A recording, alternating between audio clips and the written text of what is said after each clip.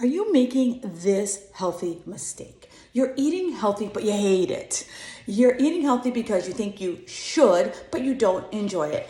You know, when I first start working with a client, I ask them, hey, can you share me a food log?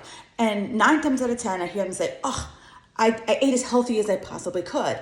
But ladies, it's so important to eat in a way that you actually love. Because if I don't eat in a way that I love, I'm gonna always be on that yo-yo cycle. Eat really good until I can't stand it and then go back to my normal eating patterns. Yes, it's important to eat healthy, but we have to eat in a way that we like. Because if we start to incorporate different flavors, different textures, different techniques, ways that make healthy foods enjoyable, we'll look forward to it. Because if I am not eating foods that I don't enjoy, again, I won't be able to break free of that yo-yo cycle. We need to make sure we're incorporating some fun foods from time to time in our nutrition.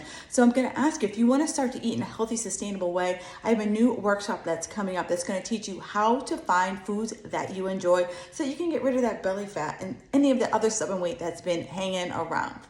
Will you join me?